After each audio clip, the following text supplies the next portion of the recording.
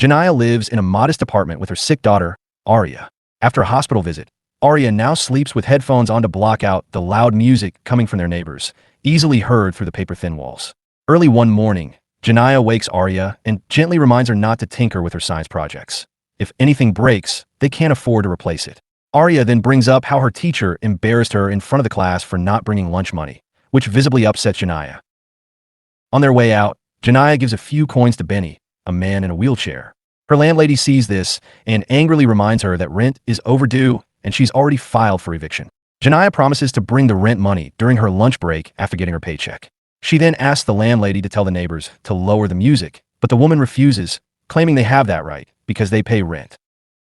At school drop-off, Janaya promises Arya she'll bring the lunch money later. She greets the school principal, who looks at her with surprise and confusion. Then she heads to her job at the grocery store, which is already swamped with customers. Her boss, Richard, doesn't greet her. He just rushes her to work because someone called in sick. Both he and the customers grow irritated because Janaya isn't moving fast enough for their liking. A woman tries to pay for all her groceries using a benefits card, but Janaya tells her that some items aren't eligible. The customer storms off angrily, and her husband throws a bottle at Janaya on the way out. Instead of showing concern, Richard complains about the mess and orders her to clean it up before someone slips. Other customers grumble about the wait as Janaya goes to get cleaning supplies. One coworker sees how much Janaya is struggling and offers to lend her money, but she declines, knowing they're both getting paid soon and that her friend needs the money too. Just then, Janaya receives a call from Arya's school. Her daughter didn't bring lunch money and has a mysterious bruise. Janaya insists it's from a fall in the bathtub, but the teachers are skeptical. Richard finds her on the phone, scolds her, and makes her hang up. After pleading, he begrudgingly gives her a 30-minute break to sort things out, but refuses to give her paycheck early. Janaya rushes to an ATM to withdraw her last $47 for Arya, but the machine says she has insufficient funds. When she asks about it, bank manager Nicole tells her the ATM won't dispense money if it would drop her balance below the account's minimum. Janaya decides to close the account to access the funds, but she's told she'll need to wait in a long line, something she doesn't have time for. She leaves empty-handed.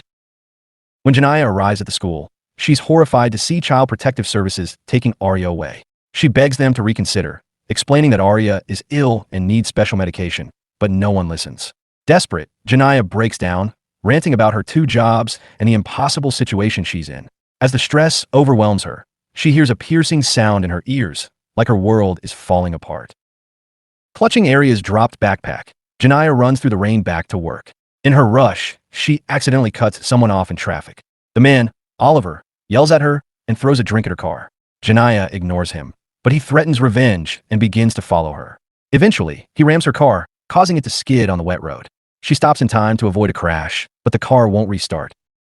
When Janaya steps out to check the engine, a police officer approaches. She explains that she's being followed, only to discover that Oliver is also a cop. He taunts her and threatens to find a legal way to kill her. The other officer makes him leave, then asks for Janaya's license and registration, both of which are expired. Janaya pleads that she was going to renew them after work, but the officer still has her car towed. With no vehicle and no time, Janaya walks back to the store. Richard immediately berates her for being late and soaked from the rain. Despite her attempts to explain, he fires her on the spot. When Janaya asks for a paycheck, Richard coldly tells her that former employees receive their checks by mail. Even when she points out that her paycheck is sitting right on his desk, he refuses to hand it over. Defeated, Janaya returns home, only to find all of her belongings thrown onto the street, soaking in the rain. Her landlady has officially evicted her. Overwhelmed with frustration and grief, Janaya screams while trying to salvage what she can. Moments later, she storms back into the grocery store, demanding her paycheck. She refuses to leave without it. Just then, a man enters the office, addresses Janaya by name, reading it off her name tag, and asks about a product. Without warning, he pulls out a gun. A second robber joins him, and together they force Richard to open the safe and hand over all the money. The robbers demand Janaya's bag to carry the cash, but she resists. Arya's vital medicine is inside. A struggle breaks out. In the chaos, Janaya manages to wrestle the gun from one of the robbers and shoots him. The second thief flees. Instead of being thankful, Richard lashes out, accusing Janaya of orchestrating the robbery because the man knew her name. He calls the police. Still reeling from everything, Janaya zones out during his tirade, until something inside her snaps. She shoots him too. She grabs her paycheck and rushes to the bank. Though the security guard says they're closed, Nicole, the bank manager, takes pity on her and lets her inside. Unfortunately, the teller asks for ID, and Janiyah doesn't have one. Her documents were taken by the police during the earlier car impound. She tries to explain her dire situation, but the teller refuses to help. Frustrated and breaking down, Janiyah pulls out the gun again, not to threaten, but in a moment of desperation. The teller silently hits the emergency alarm. Nicole, watching from her office, calls the authorities, mistaking Aria's science project in Janiyah's bag for a bomb. She tells them that the suspect may be armed with explosives. Meanwhile, detectives Raymond and Grimes are at the grocery store investigating the earlier robbery and shooting. The surveillance footage clearly shows Janiyah's actions. During interviews, one of Janiyah's co-workers passionately defends her, saying she would never commit such crimes. Grimes grows suspicious of her loyalty, but Raymond believes there's more to the story and sends him to gather more evidence. The detectives then speak to Janiyah's landlady while inspecting her things on the street. They find Aria's medication, and Benny, the man in the wheelchair, shares that Aria was seriously ill and that Janiyah was a kind, hard-working person. The detectives want to search the apartment, but the landlady refuses. Just then, they receive a call about a hostage situation at the bank. Back at the bank, the tellers, terrified and confused, begin handing over cash, thinking it's a robbery. Janiyah tries to stop them, repeatedly explaining that all she wants is to cash her paycheck. She even hands her phone to the security guard to relay instructions. She urges the other customers to leave, but they don't grasp what's happening. Desperate, Janiyah calls Nicole for help. Nicole finally explains to the teller that Janiyah only wants the money from her paycheck. Still unraveling mentally, Janiyah becomes more agitated and erratic, frightening everyone else inside. By now, the police have surrounded the building. Grimes insists that Janiyah orchestrated the robbery at the store and is now escalating the violence. But Raymond believes she's mentally breaking under the pressure and stress of her life. Inside the bank, a customer spots Janiyah's gun and tries to tackle her. The gun goes off into the air by accident, causing panic. The customer and security guard flee the building. Outside, the man tells police the weapon fired accidentally and criticizes the guard for failing to act. Inside, the tellers hide and cry, terrified. Janiyah, nearly hysterical, yells that all she wants is her daughter's lunch money. She stops cold when she sees the TV news reporting live about the situation, calling her an armed robber and a murderer. When the police chief calls the bank, Janiyah hears it's the authorities and hangs up immediately. The SWAT team and a negotiator arrive, preparing for a standoff. But Raymond persuades the chief to let Nicole handle the negotiation, believing Janiyah might respond better to a familiar and compassionate voice. Nicole calls the bank again, and Janiyah allows her to be put on speaker. Nicole gently asks about the gunshot, and a panicked Janiyah insists it was an accident. Janiyah continues to scream as her mental state deteriorates. Detective Grimes, however, begins to realize she isn't trying to rob the bank. He speaks calmly, showing empathy and calling the situation a misunderstanding. But when Raymond encourages her to come out and promises to help, Janiyah spirals again. She insists that no one ever helps her and accuses them of wanting to lock her away, just like they did with her daughter. When Nicole suggests releasing the customers, Janiyah snaps that she's not holding them hostage and abruptly ends the call. Eventually, Nicole gives her the paycheck money. Janiyah sets aside $40 for Aria's lunch and asks Nicole to deliver it, knowing the police won't let her leave in person. Watching the news feed, Janiyah sees the police preparing to storm the building. Alarmed, she instructs the tellers to close the front blinds. Meanwhile, the police, monitoring security footage, remain on high alert due to the supposed bomb. Unbeknownst to Janiyah, one of the tellers begins secretly live streaming the standoff. When an elderly woman says she needs to sit, Janiyah quickly has Nicole bring her a chair. Other customers beg to be let go, but Janiyah is convinced the police will shoot her the moment she's alone. Despite her orders, 2 customers bolt for the door. In response, Janiyah has Nicole lock it. Suddenly, Aria's science project starts beeping. Everyone panics, assuming the worst, but it's just noise. Janiyah calmly turns it off. Needing space to think, she steps into a nearby office. The bank staff consider fleeing while she's out of sight, but Nicole warns them to stay put. They don't know how she might react. When Janiyah returns, she brings chairs for everyone, saying she understands what it's like to be on your feet all day. Watching this unfold, Raymond points out that someone with criminal intent wouldn't be showing this kind of care. Just then, an officer comes into the command truck with blueprints of the bank and suggests a flash grenade breach. But the chief refuses to risk it while there's still a bomb threat. Some officers want to involve the FBI, but Raymond argues it's an overreaction. Janiyah hasn't hurt anyone. She's just a desperate woman pushed past her limits. The chief agrees and allows Raymond to call the bank again. Inside, the phones begin to ring again. Janiyah hates the sound and wants to silence them, but Nicole gently encourages her to answer. Maybe the police can help her see her daughter. Reluctantly, Janiyah picks up and immediately begins recounting everything. The store robbery, her withheld paycheck, Aria's missing medicine, her daughter's injury, the eviction, the jobs, every piece of her downward spiral. The teller's phone is still streaming live, and as people hear Janiyah's story, sympathy floods in from all over the city. Raymond, moved to tears, opens up about her own difficult upbringing and promises to help.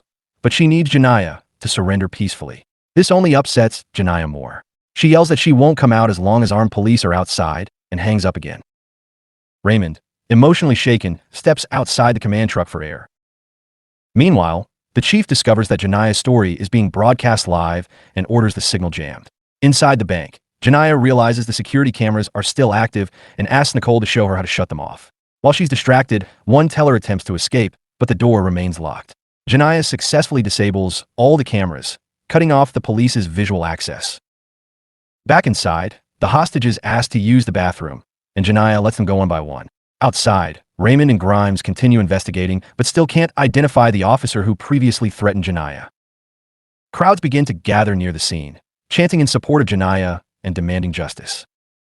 Inside, one teller complains about the public treating Janiyah like a hero. Nicole and the elderly woman quickly scold her, reminding her of the gravity of Janiyah's situation and the need for compassion. Nicole notices that Janiyah is shivering and explains that the air conditioning is always set too cold. She offers her a jacket. They walk to the office together, where Janiyah puts it on. As she does, her eyes linger on a family photo on the desk, reminding her of everything she's lost and everything she's still fighting for. Inside the bank, Janiyah and Nicole begin to talk more personally. Nicole reassures her that she's a good mother. She's seen it firsthand during Janiyah's many visits to the bank. Nicole gently urges her to get help, but Janiyah is still haunted by the fear of Officer Oliver and what he might do to her. As evening falls, the FBI arrives with loud equipment and flashing lights, making Janiyah anxious. She sends Nicole to check, and they discover that a large crowd outside is chanting her name, holding signs that read, "Free Janiyah." On TV, a reporter interviews supporters, including Benny, who shares heartfelt stories of how Janiyah always helped him, even when she had nothing herself. The police chief tries to convince the FBI to let local law enforcement handle the standoff, believing Janiyah will eventually surrender peacefully. But the FBI is unmoved. Meanwhile, Janiyah reflects on why Nicole is so kind to her. Nicole had once worked in another branch, but requested a transfer to this community, hoping to help working-class people who are often overlooked by the system. As the heat rises in the bank without air conditioning, the tellers complain, until Janiyah points out that this is the temperature she sleeps in every night. When the elderly woman offers kind words, Janiyah finally opens up. She apologizes for everything and confesses that something inside her broke the night Aria was hospitalized. Since she didn't have insurance, Aria was never given proper care, not even when she was born prematurely. Janiyah admits she wouldn't mind going to jail if it weren't for Aria's illness, which she knows foster care won't handle. Nicole solemnly promises to care for Aria in her absence. Suddenly, the elderly woman grows faint and reveals she's diabetic. Janiyah lets Nicole escort her out. Once the woman is safely in police hands, Nicole defies orders and rushes back inside, telling Raymond, "She only has me." Not long after, the bank phone rings. This time, it's the FBI.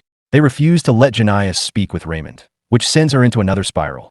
She hands the phone to Nicole, but just then, Aria's science project begins beeping again. Thinking the call caused it, Nicole hangs up. When Janiyah calmly turns it off and explains the science project, everyone is stunned. They had believed it was a bomb. One of the tellers asks to go to the bathroom, but instead uses lipstick to write a message on the window. The bomb isn't real.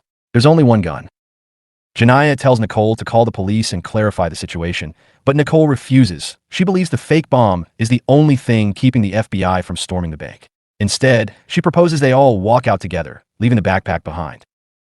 Meanwhile, Raymond tracks down the officer who impounded Janiyah's car. At first, the woman is tight-lipped, but Raymond's fury forces her to confess that Officer Oliver made threats. Furious, Raymond punches Oliver in front of the cheering crowd. The chief, disgusted, orders Oliver's arrest. Back in the command truck, the phone rings again. The FBI refuses to pick up, so Raymond answers it herself. She tells Janiyah that Oliver has been arrested, but Janiyah wants proof. She promises to come out peacefully, without the gun or the backpack, if they send her a picture. The FBI refuses to wait. Desperate, Raymond races to the bank entrance and shows Janiyah the photo on her phone. Finally, Janiyah believes her and lets all the hostages go. Nicole chooses to stay behind, holding Janiyah's hand and promising to visit her with Aria. Just then, Janiyah receives a call from her mother. She rants about everything that's happened, until her mother gently reminds her of something tragic. Arya is dead. She didn't survive the seizure the night before. Janiyah has been hallucinating ever since. The calls from school, the police visit, even the need to deliver lunch money. Nicole knew but didn't say anything, fearing the truth would shatter her completely. As Janiyah breaks down, she hallucinates the FBI bursting in and shooting her, but Nicole snaps her out of it. Reality returns. Nicole gently helps Janiyah walk out with her hands raised. Outside, Raymond meets her calmly and arrests her with compassion. As Janiyah is taken away, the crowd chants in support, honoring her not as a criminal, but as a victim of a system that pushed her too far.